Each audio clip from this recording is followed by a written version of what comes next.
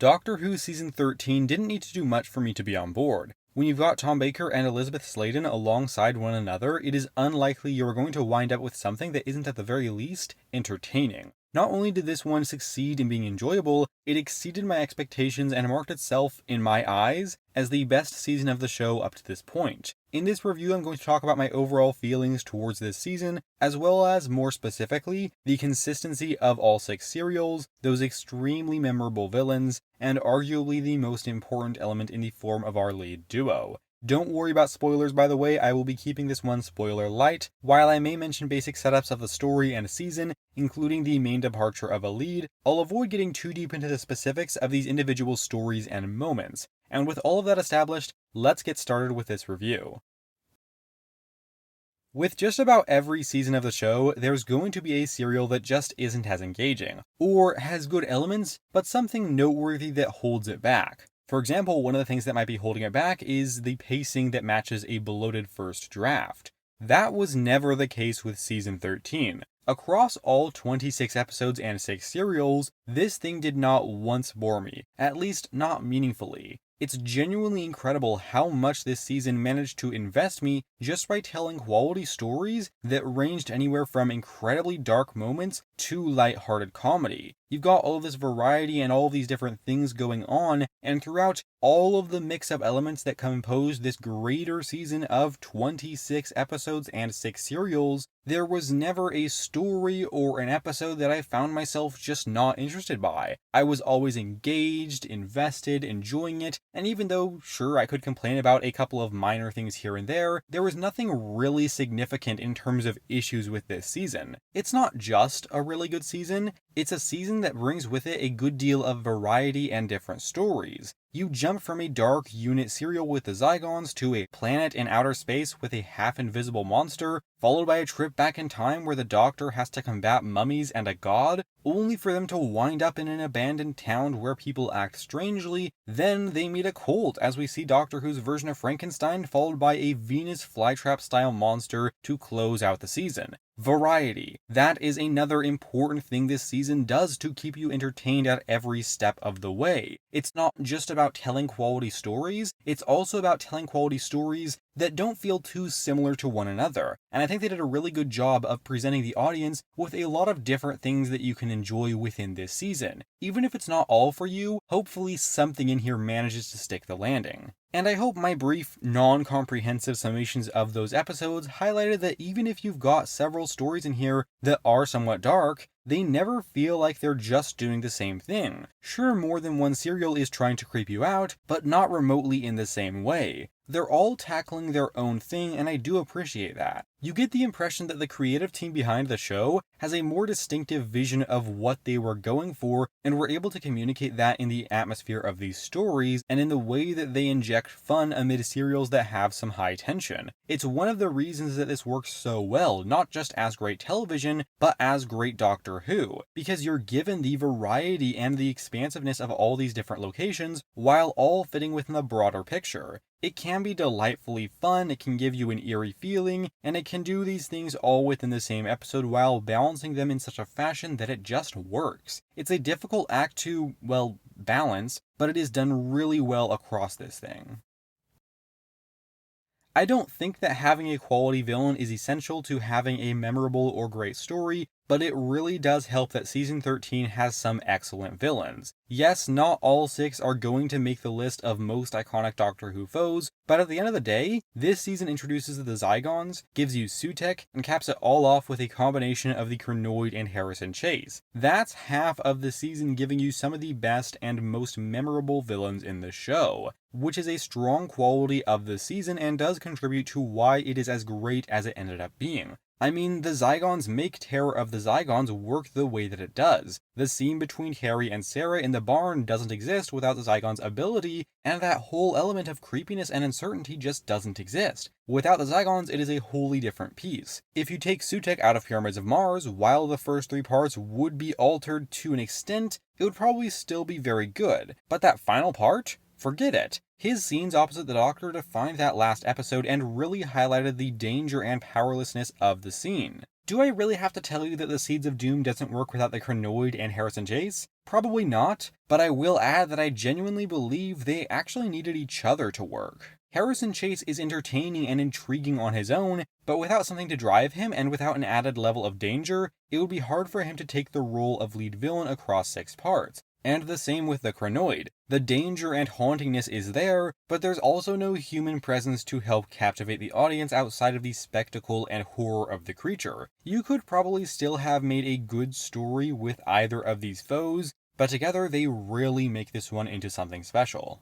On top of that, this season does something which I love seeing in Classic Who, an original villain with every single serial. There were no returning monsters, no Dalek 6-parters, or anything of that sort. Instead, we had the pleasure of each serial giving us a wholly original villain. Well, that's not entirely accurate. Several of these villains certainly borrow elements from pop culture and prior works of fiction, but they are unique at least to the show itself, which I do find commendable. I love that not only did they put forth the effort of giving the audience new foes for the Doctor to take on within each serial, but that they actually made some of them really damn good. Because while I'll always respect trying to do something new, again at least within Doctor Who, if the villain isn't memorable, then that only takes you so far. But man did they deliver this season. Even the weakest of the villains we've got here are surprisingly good for the most part. Planet of Evil is interesting in that I wouldn't call any particular character the main villain. You get this semi-invisible monster who serves as a threat in the serial, but that isn't an actual character. While that does affect the other characters, you can't really make a direct comparison to anybody like Sutek or Harrison Chase, because the serial doesn't seem terribly interested in developing a human presence to the villains. Again, there are developments as the story evolves which change things up a little bit, but, and I am avoiding spoilers, it's just not the case where you have a central villain who has a personality or character to them. At least, that's what I'd argue.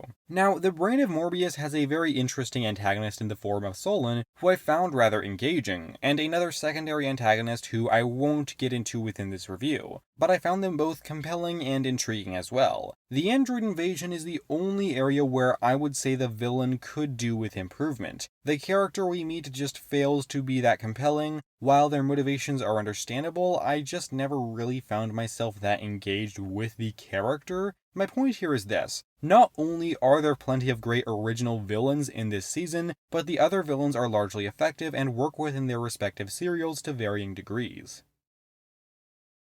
Alright, I'll state the obvious. Sarah Jane and the Doctor serve as two of the best characters on the show, and their dynamic adds so much to this already great season. The reason I have saved this particular element of the discussion towards the end of this review is because I do feel that I mentioned this in each of my individual Season 13 serial reviews, so by this point I expect if you've been watching all of them, or even just a few, you probably have a good understanding that I adore these two characters. But I also did think it was important to dedicate actual time for this aspect of the season, given that it had such an enormous impact on how much I loved Season 13. If you put a less engaging and less delightful duo and swapped them into this season, it just wouldn't reach the same heights. There'd be great villains and entertaining stories, but without this wonderful and show-stealing pair, this season would not be what it was. I know I may be stating the obvious here, I just think that it's important to acknowledge that not only were they really great, but as such an integral part of the show, these main characters really have an incredible influence on how enjoyable and captivating the stories they get wrapped up in are actually going to be.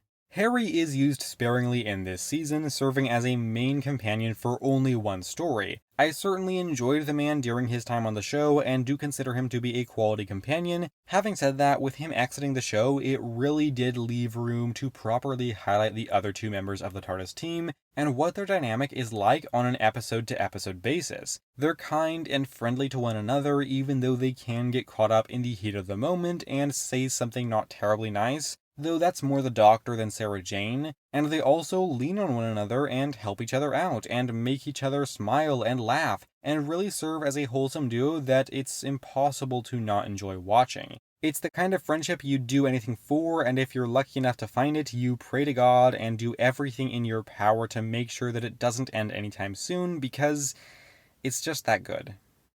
Beyond their dynamic with one another, I will also add that they are well-performed and well-rounded characters in their own right. Tom Baker manages to define himself even more than he did last season, and you really get the sense that he has fully got a grasp on this character. He's got the enthusiasm, the funny lines, the shouting, and all the other elements that a good doctor needs, but he gives it his own Tom Baker spin to really make it work. It's not easy to articulate why a doctor works as well as they do, but there's something special about his performance which I think is helped by Elizabeth Sladen as Sarah Jane. While there are some interesting things you can do with a doctor on their own, at the end of the day, I do believe they need a great companion to shine in the long term. Maybe the show will prove me wrong one day, I certainly hope so, but that has yet to happen. Sarah Jane is easily among the greatest companions the show has ever seen, not just in Classic Who, but in all of the modern era as well. She is funny, she is competent, she struggles at times, but to a believable degree, and it's great to see her manage to accomplish things on her own and deal with challenging situations. Elizabeth Sladen absolutely nailed this character and managed to do something remarkable. She was just so good in the show, and I could say more about these characters, but I've probably made my point by now. So what I'll leave you with is this.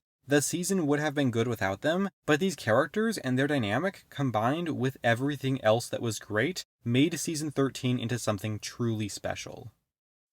Overall, Season 13 matched Season 12 in all of its best qualities, and then went even further. There is not a single weak story in this batch, and even the weakest of these 6 is very solid. The strongest, on the other hand, those stories are among the best that Classic Who has ever seen, with some incredible villains, shockingly well-paced and engaging stories, combined with quite probably the best TARDIS duo the show has ever seen. This season is truly one for the books. I had a thoroughly great time watching this one, and I'm going to give Doctor Who Season 13 a rating of 8.75 out of 10.